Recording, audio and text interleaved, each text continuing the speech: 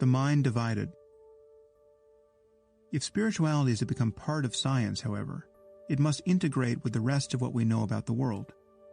It has long been obvious that traditional approaches to spirituality cannot do this, being based to one or another degree on religious myths and superstitions. Consider the idea that human beings, alone among nature's animals, have been installed with immortal souls.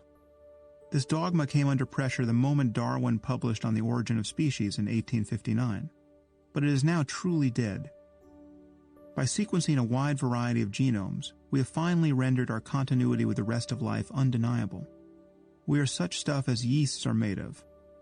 Of course, only 25% of Americans believe in evolution, while 68% believe in the literal existence of Satan. But we can now say that any conception of our place in the universe that denies that we evolved from more primitive life forms is pure delusion.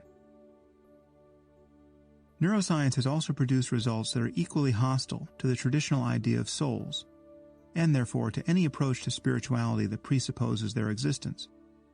One such finding, conclusively demonstrated in humans and animals since the 1950s, is widely known as the split brain, a phenomenon so at odds with common sense that even within the culture of science, it has defied integration into our thoughts.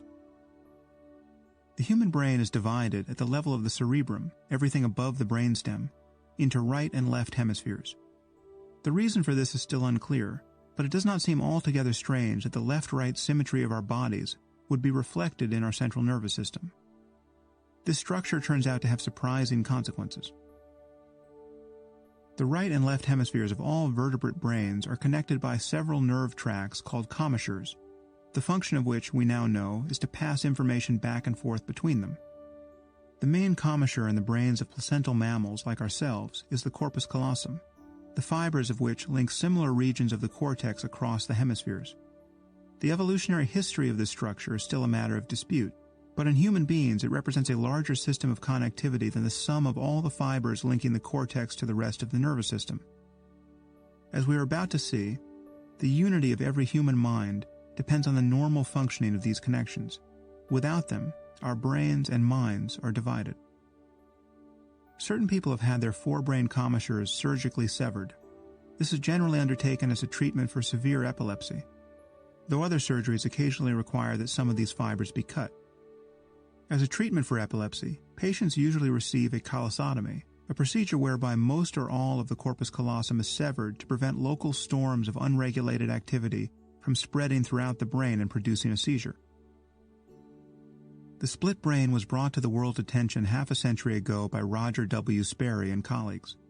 Sperry was awarded a Nobel Prize in 1981 for this work, which inspired a literature that now spans neuroscience, psychology, linguistics, psychiatry, and philosophy. Before Sperry began his research, it appeared that dividing the brains of these patients simply mitigated their seizures, which was, after all, the point, without producing any changes in their behavior. This seemed to lend credence to the ancient notion that the corpus callosum does nothing more than hold the two hemispheres of the brain together.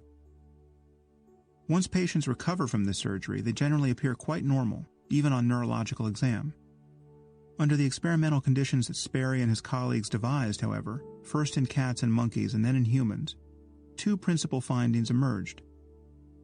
First, the left and right hemispheres of the brain display a high degree of functional specialization. This discovery was not entirely new because it had been known for at least a century that damage to the left hemisphere could impair the use of language. But the split brain procedure allowed scientists to test each hemisphere independently on a variety of tasks, revealing a range of segregated abilities. The second finding was that when the forebrain commissures are cut, the hemispheres display an altogether astonishing functional independence, including separate memories, learning processes, behavioral intentions, and it seems all but certain, centers of conscious experience. The independence of the hemispheres in a split-brain patient comes about because most nerve tracts running to and from the cortex are segregated, left and right. Everything that falls in the left visual field of each eye, for instance, is projected to the right hemisphere of the brain, and everything in the right visual field is projected to the left hemisphere. The same pattern holds for both sensation and fine motor control in our extremities. Thus, each hemisphere relies on intact commissures to receive information from its own side of the world. While it can rarely speak, because speech is usually confined to the left hemisphere, the right hemisphere can respond to questions by pointing to written words and objects with the left hand. The classic demonstration of hemispheric independence in a split-brain patient runs as follows. Show the right hemisphere a word, egg, say, by briefly flashing it in the left half of the visual field, and the subject, speaking from his language-dominant left hemisphere, will claim to have seen nothing at all. Ask him to reach behind a partition and select with his left hand, which is predominantly controlled by the right hemisphere, the thing that he, quote, did not see, and he will succeed in picking out an egg from among a multitude of objects. Ask him to name the item he now holds in his left hand, without allowing the left hemisphere to get a look at it, and he will be unable to reply. If shown the egg and asked why he selected it from among the available materials, he will probably confabulate an answer, again with his language-dominant left hemisphere, saying something like, "Oh, I picked it because I had eggs for breakfast yesterday." This is a peculiar state of affairs. When the lateralization of inputs to the brain is exploited in this way, it becomes difficult to say that the person whose brain has been split is a single subject, for everything about his behavior suggests that a silent intelligence lurks in his right hemisphere, about which the articulate left hemisphere knows nothing. The duality of mind is further demonstrated by the fact that these patients can simultaneously perform separate manual tasks. For instance, a person whose brain is functioning normally will find it impossible to draw incompatible figures simultaneously with right and left hands. Divided brains accomplish this task easily, like two artists working in parallel. In the acute phase after surgery, patients' left and right hands sometimes engage in a tug-of-war over an object or sabotage each other's work. The left hemisphere can speak about its condition and may even understand the anatomical details of the procedure that has brought it about, yet it remains remarkably naive about the experience of its neighbor on the right.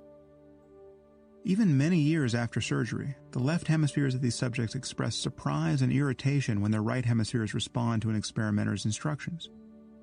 To ask the left hemisphere what it is like not to know what the right hemisphere is thinking is rather like asking a normal subject what it is like not to know what another person is thinking. He simply does not know what the other person is thinking, or even perhaps that he or she exists. What is most startling about the split brain phenomenon is that we have every reason to believe that the isolated right hemisphere is independently conscious.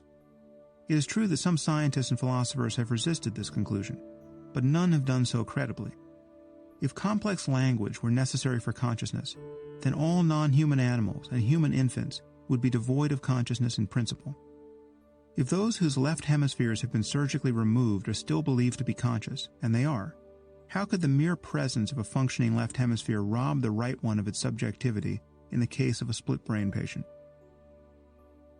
The consciousness of the right hemisphere is especially difficult to deny whenever a subject possesses linguistic ability on both sides of the brain, because in such cases the divided hemispheres often express different intentions. In a famous example, a young patient was asked what he wanted to be when he grew up. His left brain replied, "a draftsman," while his right brain used letter cards to spell out racing driver. In fact, the divided hemispheres sometimes seem to address each other directly in the form of a verbalized interhemispheric argument. In such cases, each hemisphere might well have its own beliefs.